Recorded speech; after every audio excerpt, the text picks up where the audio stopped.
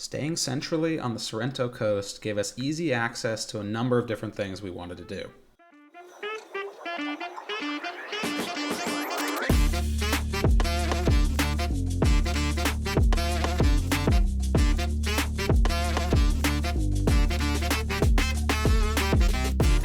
So let me orient you a bit here. Naples is the city on top, then going south along the coast you hit Mount Vesuvius with Pompeii at its base, curve around to the Sorrento coast, have the island of Capri off the end of the peninsula, and finally reach the famous Amalfi Coast on the other side. We wanted to visit all of these, and you can check out our videos on Capri and Vesuvius separately, but we actually stayed in the town of Vico Equense, right in the middle of it all.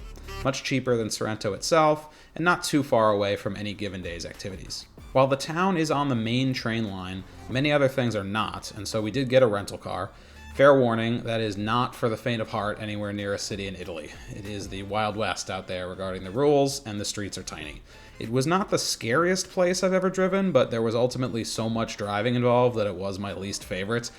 These things are not that far away from each other, but the traffic often makes drives that should be 20 minutes take at least double that, not to mention parking. It's honestly frustrating to move around at all in this area of the world. Another core reason is that none of the Amalfi Coast is on a train line. You're driving or sailing. There is an actual town named Amalfi, but the coast is typically thought of as a series of these seaside towns where space is at an extreme premium. There's one-way road in and out, tons of switchbacks up and down the mountain with a lot of elevation gain, lots of stairs if you're on foot, and beautiful, colorful terraced architecture. If you love this vibe, sure, visit them all, but my pick is the town of Positano.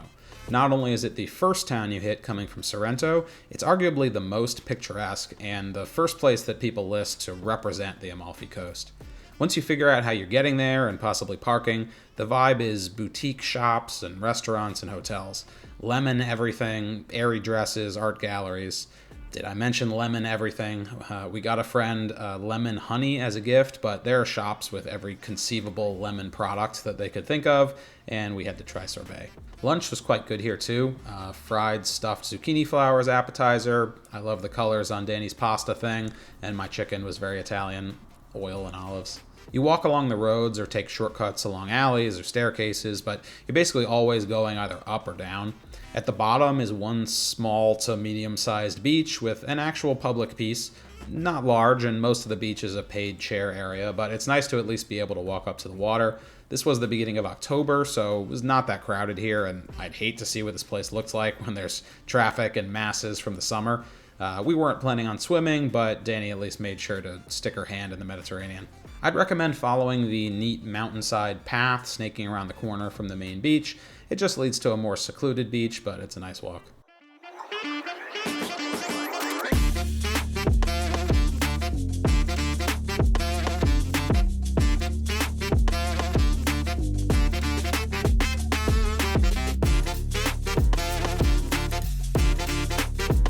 Another reason we drove is that the plan for the evening that day was a cooking class.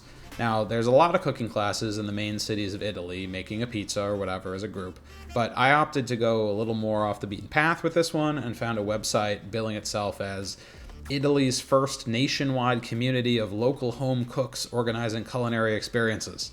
Basically, you go to these people's actual homes and take a cooking class in their kitchen, as a group or privately. Alessandra's home was lovely. We had a drink and bruschetta to start while looking off her balcony with a perfect view out over the coast and towards Vesuvius. This was a much more personal, more involved, more expensive experience, but we got to make it a whole 3-hour evening thing and cook a 3-course meal privately while chatting. She wasn't fluent in English, so her friend joined to help and act as a bit of a translator. We made a type of stuffed pizza pie thing with veggies inside. You can see us preparing it by kind of rolling out dough and putting the stuff in, etc. They had a cool machine you can see on the island on the left in these videos that neither of us had ever seen before. It was a kind of like a fancy blender thing where you could load in recipes electronically and it guides you through each step. But it could also weigh ingredients and seemed to be able to get hot and cold when needed too. This was some black magic. We also made a pasta with potatoes and cheese, and for dessert, a number of these black and white cream pastries. We added a little Nutella on the bottom of each, and then it was like a yin-yang split of the vanilla versus chocolate in the middle, and then some more dough on top to make them like mini pies, basically. Fischia. Ma fischia che... Ok, vai, sta qui. Gli dico di aggiungere un po' di brodo. Need any more broth in Sì, here? sì, sì. Yeah. 2, 3. 2. No, uno. Just va bene. one scoop, One. it's okay. Okay. The master here say one. Ho detto la master, ha detto uno. I think the pizza was my favorite of the three, but it was more about the experience. There's a lot of food experience to be had in Italy. Like one of the days, Danny read a New York Times story from the week before about the best gelato the writer had ever had, and then she realized that the store in question was literally downstairs across the street from her Airbnb, so we had to go get that gelato, of course. And it was very good. On the opposite end of the cooking class, I wanted to book a Michelin-starred restaurant one evening. Italy has a lot of those. I went with the restaurant inside the Grand Hotel Excelsior Vittoria, a 5-star hotel in Sorrento. Very fancy. The dining room looks out over the Gulf of Naples, and they only serve your choice of one of their 4 preset tasting menus. Danny was able to get the vegetarian one, while I had the 12-plus course, depending on how you count, profane menu. Both included everything from high-quality ingredients to fancy presentations to jokes, food in the shape of pants, a plastic hand holding a bite, a vegetarian fake duck dish with the edible words "Save the Duck" printed on the plate, and a dessert they called suspended coffee, where the chef came out with a fake espresso cart, produced this column of foam out of the coffee machine, and then stuck it to a metal holder thing to drip onto your ice cream as the bubbles burst. But also dish after dish that was just beautiful. Some bigger, some smaller, some cooked table side, some prepared with dry ice so they smoked.